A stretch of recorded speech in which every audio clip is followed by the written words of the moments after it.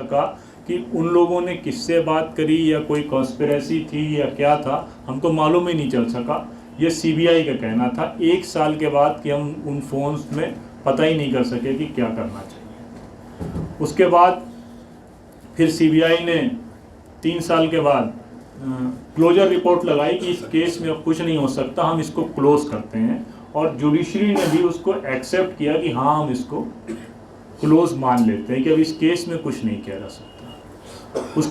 उस closure report के पे भी हम लोगों ने प्रोटेस्ट किया। वो बहुत तवील बताने की ज़रूरत नहीं है, आप सबको मालूम होगा, number of series of the protest हैं, बहुत सब जगह प्रोटेस्ट हुए। तो सीबीआई ने जब क्लोजर रिपोर्ट लगाई तो उसको दिल्ली हाई कोर्ट ने एक्सेप्ट कर लिया। उसको दोबारा हमने चैलेंज करते हुए रेबेका जॉन के ज़रिए एक पिटीशन फाइल करी हुई है कि इसको ओपन किया जाए, लेकिन अभी जब से कोविड आया है तो सारी चीज़ें क्रिपल्ड हैं, तो केस का जो लीगल स्टेटस है वो ज़ीरो है। एक पिटीशन उन्होंने सीबीआई ने कोर्ट में क्लोज के लिए एप्लीकेशन लगाई, कोर्ट ने उसको ज़ीरो एक्सेप्ट कर लिया, और उसके बाद हमने जो पिटीशन लगाई है उस पर अभी तक सुनवाई सिर्फ 2 बार हुई है।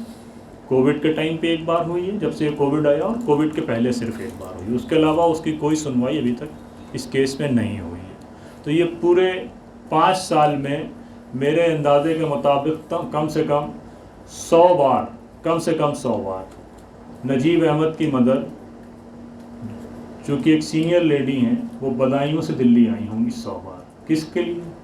इंसाफ के लिए, जस्टिस के लिए। लेकिन 100 बार आने के बाद भी उनको कोई इंसाफ नहीं मिला। कमर दर्द की शिकायत उनको थोड़ी पहले थी, मेरे देखते देखते उनका शुगर बहुत हाई हो गया, मेरे देखते देखते उनका बैकबोन का प्रॉब्लम हो गया, देखते ही देखते मालूम चला कि कुछ दूसरे प्रॉब्लम्स भी, हार्ट के प्रॉब्लम हुए, दूसरे प्रॉब्लम भी हुए। लास्ट चांस वो एम्स में आके दिखा के गई, उसके पहले हम अलशिफा में दिखा के गई। तो आप ये अंदाज़ा लगाएं कि दिल्ली जैसे शहर में इतना शोर मचाने के बावजूद मुसलमानों को जस्टिस नहीं मिल रहा। अब हम सब की मजबूरी ये है कि जाना कोर्ट ही पड़ेगा, अल्टरनेट नहीं है। लेकिन इस कोर्ट के पास, क्योंकि वो मैंने प्रोसीडिंग्स देखी हैं, खुद जाके हम सब कोर्ट में बैठे हैं, इंडिविजुअल मेहनतें हुई हैं, कई सारे प्रोटेस्ट ऑर्गेनाइज किए गए, कई प्रोग्राम्स हुए, सब कुछ हो गया। मुझे नहीं लगता कि किसी इंडिविजुअल केस में अभी तक इतना प्रेशर कहीं बिल्ड किया गया होगा। जो लोग इस केस को फॉलो कर रहे होंगे उनको अंदाज़ा होगा। मैं दूसरी पॉलिटिक्स पे नहीं जाऊंगा, लेकिन मोटा मोटा मुझे तो ये बात समझ आती है कि जुडिशरी पे अगर हम पहुंचते हैं या पुलिस सिस्टम पे अगर हम बात करते हैं, तो मान लिया पुलिस सिस्टम करप्ट है, लेकिन किसी लेवल पर तो कोई बात सही करेगा। सीबीआई ये कह रही है 1 साल के बाद कि फ़ोन के पैटर्न लॉक हम ओपन नहीं कर सके, वो हाई कोर्ट में कह रही है, और वही हाई कोर्ट उसको एक्सेप्ट कर ले रहा है। हाई कोर्ट सुनने को तैयार नहीं है। वो कह रहे हैं हम कुछ नहीं कर पा रहे, इस केस को हम क्लोज कर रहे हैं, वो कह रहे हैं ठीक है केस क्लोज कर दीजिए। तो इससे तो ये बात बहुत क्लियर कट साबित हो जाती है। आपको हमको ये बात खुल के कहने में हो सकता है शर्म आए, लेकिन ये बात बहुत क्लियर है कि अगर आप नजीब अहमद हैं, अगर आप नदीम हैं, आप अगर खालिद सैफ़ी हैं, अगर आप शर्जील इमाम हैं, तो आपको जस्टिस नहीं मिलता। और जिस तरह से उनकी सिसकियां बनी, जिस तरह से नजीब की माँ फ़ातिमा नफ़ीस और उनके वालिद नफ़ीस अहमद रो रहे थे, बिलख रहे थे, उससे मैं भी नहीं रुक पाया।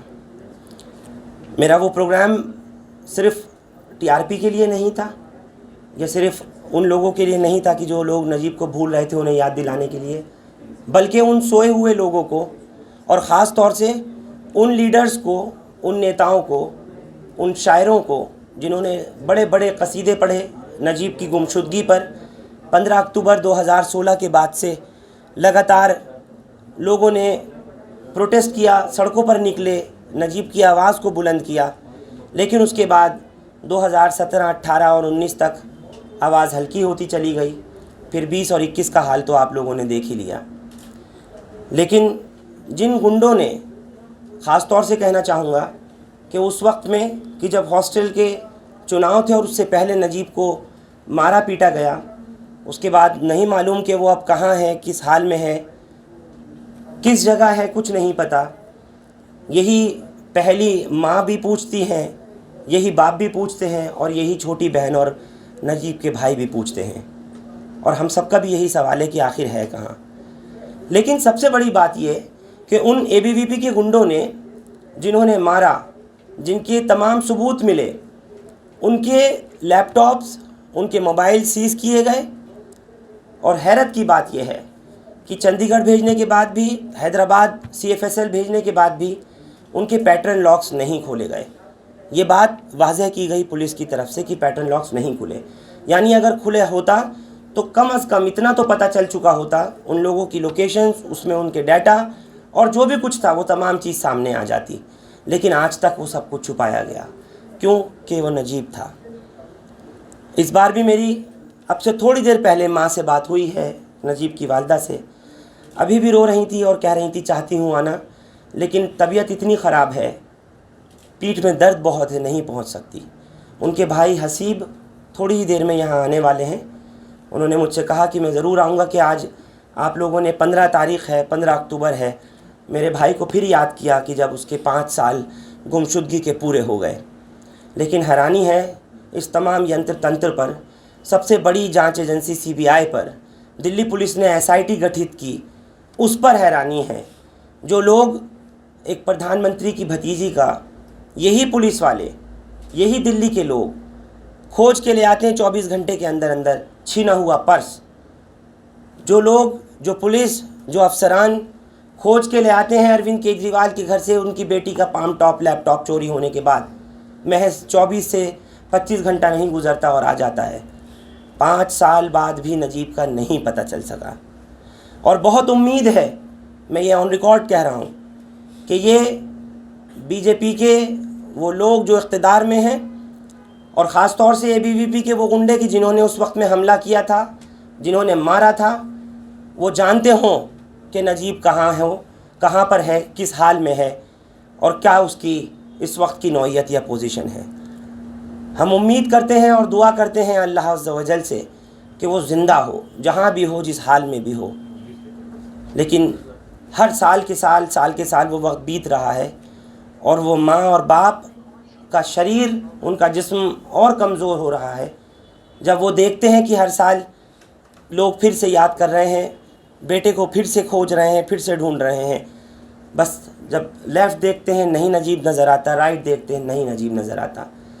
मेरे इंटरव्यू में पिछले साल उनके वालिद ने एक बात कही थी लाइव। उन्होंने कहा कि जिस वक्त में भी मैं रोटी का पहला निवाला तोड़ता हूँ तो मेरा निवाला मुंह में नहीं जा पाता कि मुझे नजीब की याद आती है। और ये बात इतनी मेरे दिल में घर कर गई कि जिस वक्त में नजीब के घर में रुका, एक रात वहाँ रुका था उनके यहाँ पर, रात ज़्यादा हो गई थी दिल्ली से जब पहुँचा था, तो वो वालिद रात को भी यही बात कह रहे थे कि हर वक्त ये लगता है कि शायद घंटी बजे और कहीं से ख़बर आ जाए नजीब आ गया, या दरवाज़े पे दस्तक दे कोई और कहे कि नजीब आ गया। खाने बैठता हूँ खाना तो हर लुक़मे पे लगता है कि नजीब के साथ खा रहा हूँ। एक इस तरीके की हालत, एक ऐसी सिचुएशन। ज़्यादा फोकस करना चाहूँगी। पहला तो ये कि नजीब के इंसिडेंट के बाद से एक फियर साइकोसिस का माहौल क्रिएट किया गया था, क्योंकि पहले ही ऑप्शंस बहुत कम है मुस्लिम्स के आगे बढ़ने के लिए, पहले ही स्पेसेस बहुत कम है। अगर आप सच्चर कमेटी की रिपोर्ट उठा के देखेंगे तो आपको समझ में आ जाएगा कि मुस्लिम्स लैग करते हैं। खैर, लैग तो एक पैसिव वर्ड है, स्टेट ने उनको एक्टिवली डेलिबरेटली पीछे धक्का दे के रखा हुआ है। तो जो मुस्लिम इदारे हैं, मदरसे हैं जहाँ पे मुस्लिम बच्चे पढ़ते हैं, उनको क्रिमिनलाइज किया गया है। प्राइवेट एजुकेशन इतनी महंगी है कि बहुत सारे मुस्लिम उसे अफोर्ड नहीं कर सकते। बचती हैं 2 यूनिवर्सिटीज़ जिनके पास माइनॉरिटी कैंपस का स्टेटस है, तो एक को छोटा पाकिस्तान कहते हैं और जब जामिया के पास बटला हाउस एनकाउंटर होता है तो वो भी क्रिमिनलाइज कर दिया जाता है। ऐसे में बचता है JNU। तो नजीब JNU आते हैं, बायोटेक के स्टूडेंट थे, एक एक्टिव कोशिश होती है उनके पार्ट पे कि एजुकेट किया जाए, लेकिन स्टेट, उसके इंस्टीट्यूशंस, यहाँ तक कि उसकी सिविल सोसाइटी, लेफ्ट, सब उन्हें फेल करते हैं। दूसरा सवाल ये है कि एक बहुत ज़्यादा प्राइड और प्रेस्टीज का ऑनर हमने अटैच कर दिया है JNU जैसे इंस्टीट्यूशंस के साथ। तो जब नजीब वाला इंसिडेंट होता है तो लेफ़्ट ट्रोप ये कहता है कि ये एक छोटी लड़ाई थी, एक स्टूडेंट था, ABVP के 7-8 बंदे थे, आपस में एक स्कफल हुआ था और इसके कॉन्सिक्वेंसेस हैं। लेकिन नजीब कि फैमिली और उनकी कम्युनिटी जब इस बात पे फोकस करती है कि यहाँ पे मसला आइडेंटिटी का है, तो कहा जाता है कि आप मसले को कम्युनल बना रहे हैं, आप मसले को हिंदू मुसलमान का नाम दे रहे हैं। और एक पुराना ट्रोप है जब भी बात आती है मुस्लिम आइडेंटिटी की। आप देख लीजिए, जब कल या परसों में 3 मुसलमान बच्चों को, मदरसों के स्टूडेंट्स को कर्नाटका में पीटा गया था, तो कहा जाता है कि ये एक लोन इंसिडेंट है। जब ओपन स्पेस में मुस्लिम नमाज पढ़ने की कोशिश करते हैं दिल्ली के पास, और पुलिस उनको बोलती है, जब हल्ला काटती है एलीट सोसाइटी, तो पुलिस आके बोलती है कि आप 200 मीटर दूर जाके नमाज पढ़ी, तो हम कहते हैं कि एक लोन इंसिडेंट है। जब जंतर मंतर पे एंटी मुस्लिम स्लोगन्स लगते हैं, थ्रेटन किया जाता है हमें विद आवर लाइव्स, तो भी कहा जाता है कि ये फार राइट है, it is not who the idea of India represents, but this is exactly what the idea of India represents, where Muslims have been relegated to this second class citizenship. हम citizens हैं, लेकिन सिर्फ नाम के लिए, हम de facto citizens नहीं हैं इस स्टेट के। और ये बहुत क्लियरली दिखा था हमें नजीब के केस में। अब सवाल ये उठता है कि 5 साल से हम सुन रहे हैं कि स्टेट ने हमें कैसे फेल किया, स्टेट के इंस्टीट्यूशंस ने हमें कैसे फेल किया, तो आप और हम इसे काउंटर कैसे करेंगे? क्योंकि स्टेट बहुत पावरफुल है, जहाँ पे उनको मौका मिलता है वो हमारे लोगों को जेलों में भर देते हैं। और कुछ केसेस, अगर आप कुछ पैरेलल्स उठाएंगे तो आपको बहुत क्लियरली दिखेगा कि जो नजीब के केस में हुआ है वो एक रेपिटेटिव पैटर्न है। तो ये जो नेशनल प्रोजेक्ट ऑफ डिसअपीयरेंस है, इसमें 2 एलिमेंट बहुत इंपॉर्टेंट है। पहला है वायलेंस और दूसरा है नैरेटिव, जिस पे मैं फोकस करना चाहूँगी। तो नजीब के साथ पहले वायलेंस होता है।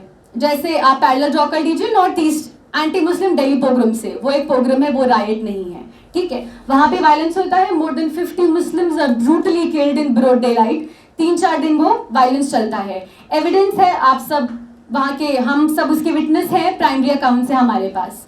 दूसरा एलिमेंट होता है नैरेटिव का, जो 15 अक्टूबर को स्टार्ट हुआ था, जो नजीब के केस में देखने को मिला कि एक स्कफल था, लड़ाई हुई थी, और ऐसा कोई हिंदू मुस्लिम का इशू नहीं है।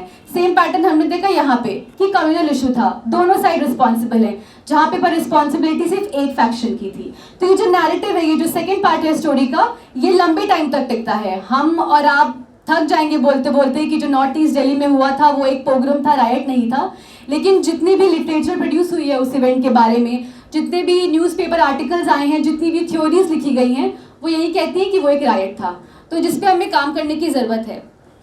दूसरा ये कि हमें डिस्टिग्मेटाइज करना है अपनी कम्युनिटी के बारे में जो परसेप्शंस हैं उनको, और अपने इदारों को। क्योंकि हम सबको पता है कि जो बच्चे मदरसा से पढ़ के आते हैं, पहली बात तो ये कि वो एजुकेशन अफोर्ड नहीं करते, तो उन गरीब मुसलमानों को पढ़ाने का जिम्मा इन इदारों ने उठाया हुआ है। तो हम डिस्टिग्मेटाइज करेंगे, और हमें अपने आप को किसी के सामने डिफेंड करने की ज़रूरत नहीं है कि हम क्यों SIO या MSF या YFDA या फ्रेटर्निटी या इवन दलित ऑर्गेनाइजेशन का साथ दे रहे हैं, क्योंकि हम अकाउंटेबल नहीं हैं।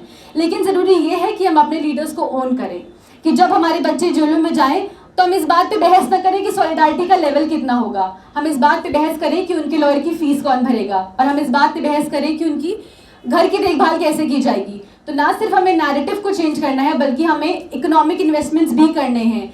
ऐसे बहुत सारे प्रोजेक्ट्स हैं जो मुस्लिम स्टूडेंट स्टार्ट कर रहे हैं, जो चाहते हैं कि कम्युनिटी एजुकेट हो। हमें ऐसे प्रोजेक्ट्स को, ऐसे इनिशिएटिव्स को टाइम देना है, उसमें अपना इन्वेस्टमेंट ऐड करना है, क्योंकि स्टेट हमारे साथ नहीं और ना कभी होने वाली है। ये लड़ाई हमारी और आपकी है, तो ज़रूरी है कि हम उसको ओन करें, अपने नैरेटिव्स खुद लिखें। हम चाहे एक लाइन बोलें, चाहे एक पैराग्राफ बोलें, हमें इस बात को रोज़ रिपीट करना है कि ये हमारी स्टोरी है, और हमें पता है कि इसका प्रोटैगनिस्ट कौन है, और हमें भी पता है कि इसका एंटागनिस्ट कौन है, और हम ये अपने अल्फाजों में बयान करेंगे। हमें ये नहीं भूलना है कि Najeeb is a question of the present. 5 साल पहले जो हुआ हमें वो भी याद है, और 5 साल में क्या होना है वो हमें अब लिखना है। So it's important that we remember that every single Muslim life, be it from the past or be it for the coming days, every single Muslim life is important, because that is what our faith teaches us, and that is what we are going to live by.